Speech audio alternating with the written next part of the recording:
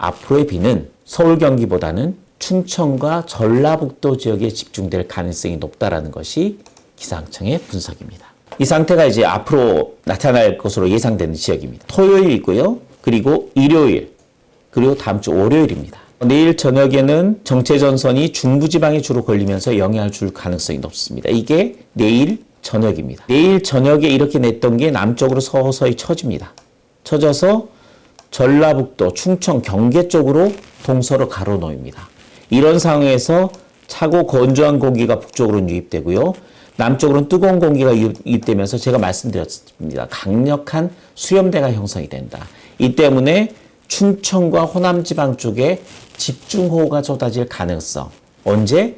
일요일 아침에 예고가 됐습니다. 월요일 아침에도 장마전선이 남부지방에 걸리긴 하는데 이때는 호남지방보다는 경상권 쪽으로 좀 더 강한 비가 내릴 가능성이 예보가 됐습니다. 일기도를 보면 이게 정말 어떤 식으로 움직여질지가 자세하게 나옵니다. 계속해서 일기도를 보면서 제가 설명을 드렸었죠.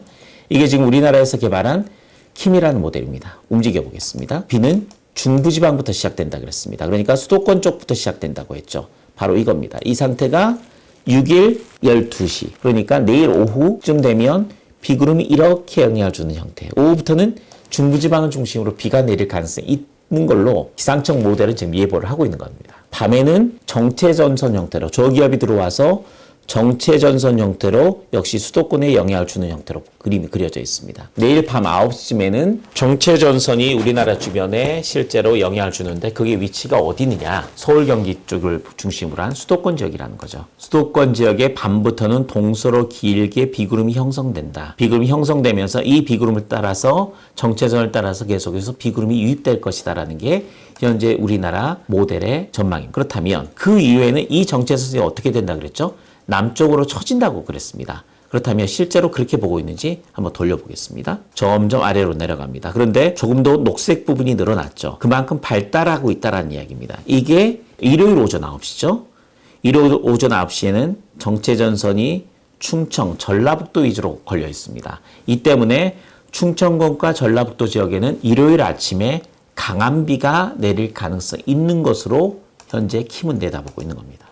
그렇다면 영국 모델은 어떻게 보고 있을까요? 제가 계속해서 여러분들께 설명드리고 있는 게 이런 형태의 비구름 제가 무섭다 그랬습니다. 이렇게 동서로 이렇게 확실하게 띠를 형성한 구름들 그리고 보시는 것처럼 몽골몽골한 비구름이 계속해서 연이어서 발생해서 들어오는 패턴을 보이고 있습니다. 결론적으로 강한 호우구름대가 한 지역 때린 지역만 계속 때리는 형태가 된다라는 이야기입니다.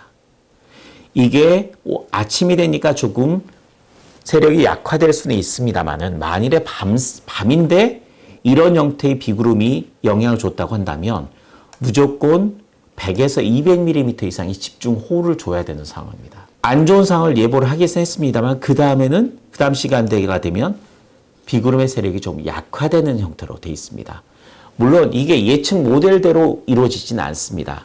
하지만 이 예측 모델의 예상을 보면 우리나라 모델이나 영국 모델 모두 토요일 밤부터 중부지방에 비가 시작이 돼서 그 정체전선이 남쪽으로 내려가면서 일요일 새벽부터 아침까지는 충청과 전라북도 지역에 영향을 주는 것으로 되어 있습니다.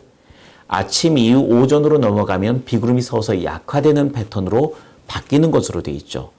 하지만 비구름의 상황은 이 예측 모델만 가지고 믿을 수는 없습니다. 여러 개가 그렇게 보고는 있지만 상황이 바뀐다면 비구름이 강도가 다시 세지거나 어느 한쪽에 정치하면서 굉장히 강한 비를 쏟아볼 수가 있기 때문에 굉장히 주의를 기울여야 되는 상황은 맞습니다. 아까 말씀드렸듯이 띠 형태로 발달한 비구름이 계속해서 우리나라 쪽으로 유입되는 발달하면서 몽골몽골한 비구름이 우리나라에 유입되는 상황이기 때문에 이거를 그냥 무시할 수는 없는 상황입니다. 물론 이 이후에 비구름이 약화되는 것으로 예측 모델들이 다 모사를 하고 있지만 완벽하게 안심할 수 있는 상황은 아니라는 것. 특히 이 비구름이 주로 향하는 곳이 충청과 전라북도의 서쪽 지역이라는 걸 꼭 염두에 두시고 일요일 아침에는 이 지역에 계신 분들은 각별하게 주의를 기울이시기 바랍니다.